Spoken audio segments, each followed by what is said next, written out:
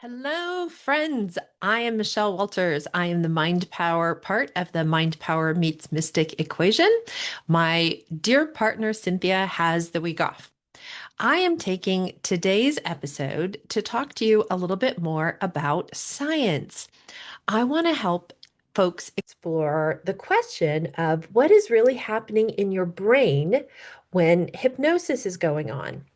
We're going to talk about a number of different things in this episode, but I assure you there is now a scientific basis to hypnosis, and I want to help our listeners better understand it so that you don't have to be afraid of it and that you might be willing to explore with being in a hypnotic state for accomplishing some of your current or future objectives.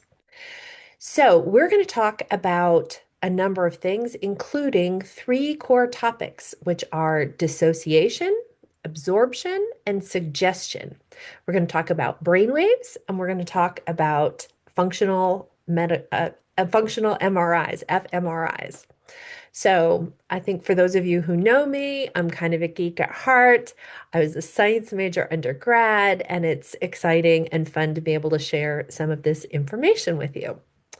So, hypnosis is simply put a natural focused state where attention narrows and the mind becomes more open to helpful suggestions.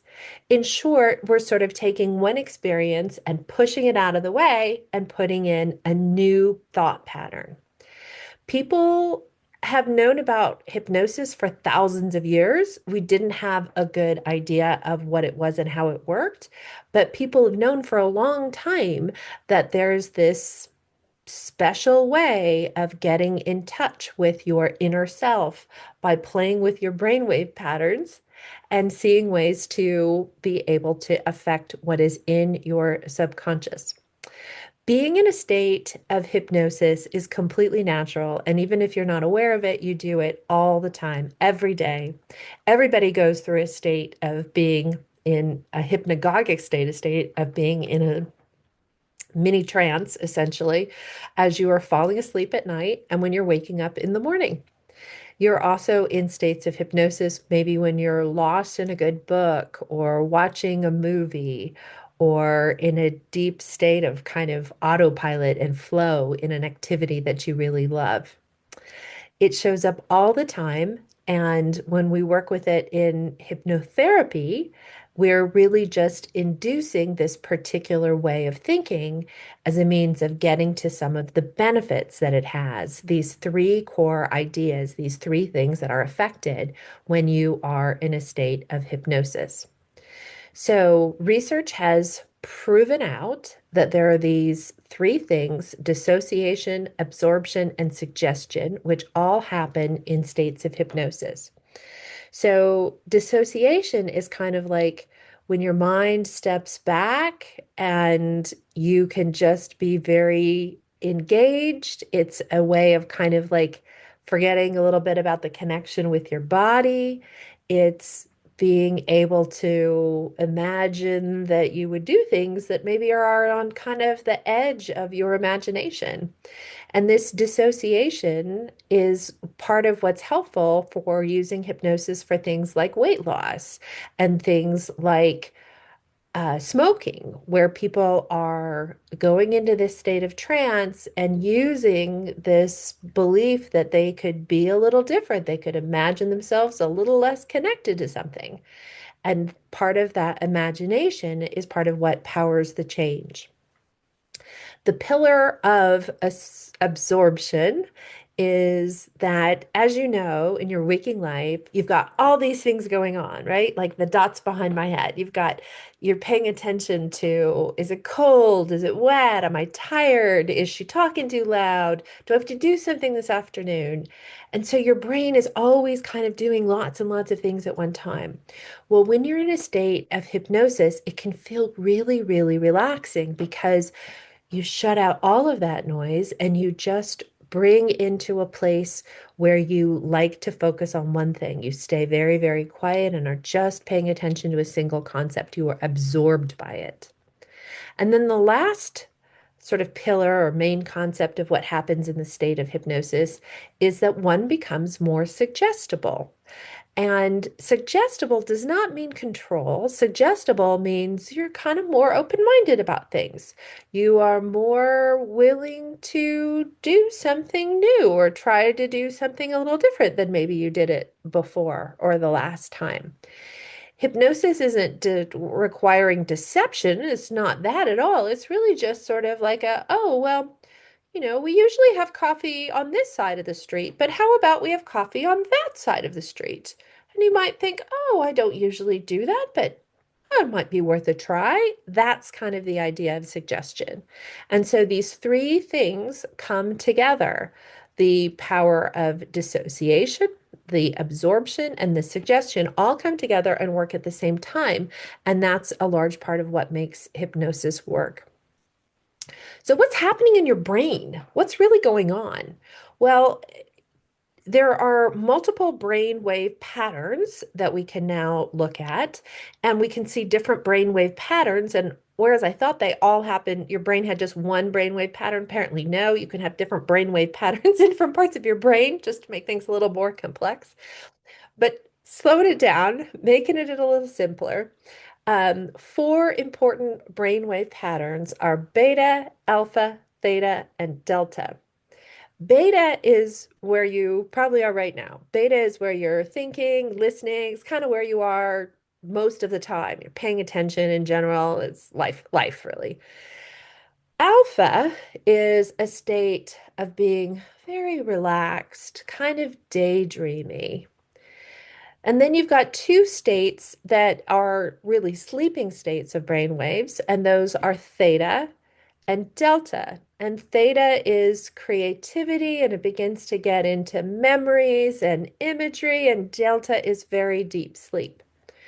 When a person is in a state of hypnosis, they're moving from that beta, normal waking day state, to the alpha state. And in that alpha state, their brainwave patterns change. And that's part of what creates this environment where your brain is more malleable, where you can be more receptive and make new and different changes. So, studies by modern scientists, including one of my favorites, Dr. David Spiegel. He's an MD at Stanford and one of the leading hypnosis researchers, has done lots of studies to better understand what's going on in the state of hypnosis. And let me clarify here for anyone who's unclear. I talk about hypnosis and I talk about hypnotherapy. Hypnosis is the state of being in this trance state. And you can be in this trance state when you're falling asleep or you're driving or reading a book, or you could be in this trance state while you're on a stage in a silly show put on by a stage hypnotist. Hypnotherapy is using this state for therapeutic purposes, for using it to overcome a bad habit or change an outdated pattern of thinking. That's the difference between hypnosis and hypnotherapy. Okay, back to Dr. David Spiegel. He did a study in about 10 years ago, in 2016, where he looked at what was going on in the brain of people who were in a hypnotized state versus people who were not in a hypnotized state. And the summary of that is that in the hypnotized state, those folks showed decreased activity in certain parts of their brain. By kind of getting out of their own way, they're able to make their mind and brain open to these changes. And so basically, you're looking at a time where the brain becomes better at separating thoughts from feelings. And usually those things are pretty connected, but in a state of hypnosis, they're a little further apart. And by making them a little further apart, we can lean into that to help persuade people to make the changes that they're trying to make. So you worry less, you focus more deeply. And it's clear from the research, like this actually exists. It's not maybe what we thought it was, which felt almost like magic because we didn't have any scientific explanations. So, speaking of science, I want to take a couple of myths head on. One of those myths is that if I go into a state of hypnosis, I'll lose control, and maybe the hypnotherapist will tell me to do things I don't want to do. Well, that's not going to happen because your subconscious mind is present to take care of you. That's the whole purpose. Your subconscious mind is there to keep your heart beating and keep you breathing and keep you sweating and keeping all those body systems in operations. In fact, your subconscious mind is really on turned on 24/7 in order to take care of you. You cannot lose control. If somebody says something to you when you're in a state of hypnosis and you don't believe it or it doesn't make sense, you just wake up, you pop out of it. The second myth I want to talk about is only weak-minded people can be hypnotized. Well, that's not true. The reality is that hypnotizability is not specific to any particular person or type of person. I've had clients who were PhDs and medical doctors and engineers, and they're perfectly capable of doing this. It is not about being weak-minded at all. It is partially a part of imagination and being able to see things in new and different ways. If you were to think that hypnosis would be like sleep, well, it is like sleep, but it is actually this super focused awareness. And we know that by the results from the fMRI machines. And then the last myth that comes up from time to time is hypnosis doesn't exist, it's a placebo.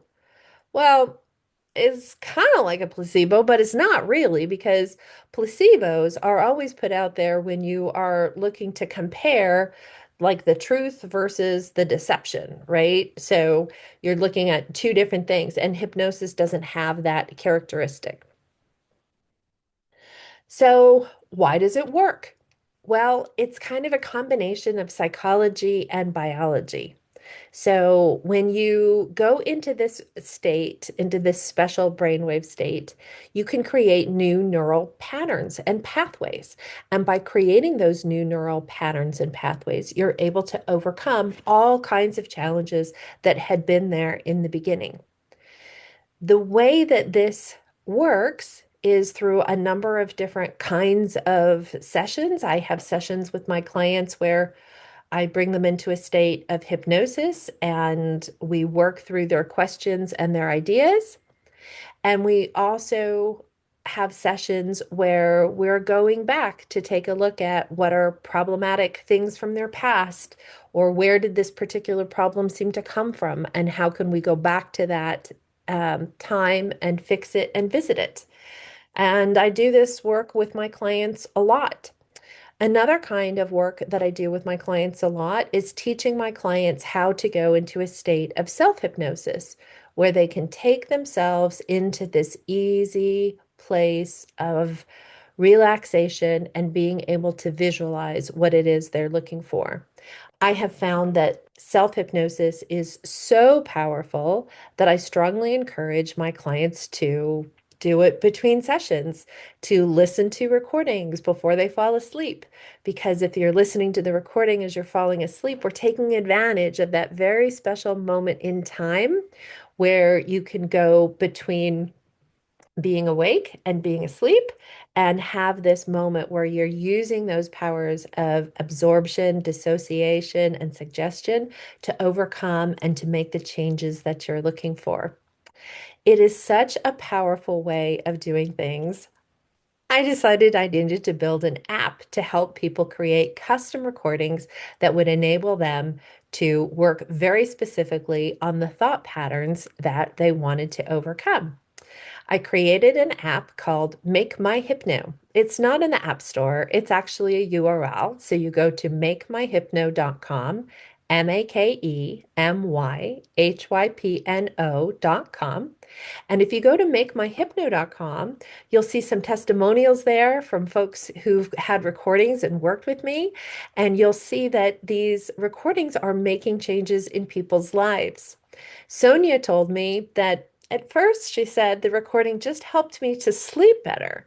But after 2 weeks, it kicked in. And now Sonia is out walking and dancing and doing the exercise that she's always wanted to get.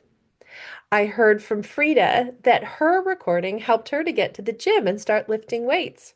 It doesn't just work for exercise and overeating sugar and food and that kind of a thing. It works for imposter syndrome. Nicole told me that it helped her to be able to give a big presentation and she feels so much more confident and better about herself. And I know that it is connecting with my clients on an emotional level because Holly, who bought a recording from me, told me it made her cry. And then it helped her find those peaceful moments to reconnect with herself and feel so much better. If you would like to try makemyhypno.com, there's a link in the show notes below, and I will recommend that you do it today. Prices will be going up in 2026, not a lot, but a little bit. And so why not produce your own recording now so that you can have it? You will want to listen to your recording probably every other day for a couple of weeks and watch the changes come in. It's probably one of the easiest ways to make changes in your life without having to do much. Just get a recording, put it on when you go to sleep, and watch the changes roll in. If it doesn't happen like that, be sure to let me know. I want to make sure my recordings are top notch, and maybe it's a problem that it would be better if you had some one-to-one help. So that's my podcast today on the science of hypnosis. If you want to learn more about the science of hypnosis, I have a previous Mind Power Meets Mystic way back on episode 43. You might want to check that one out. It's a good episode too. Thanks for listening. Cynthia and I will be back next week. Bye bye.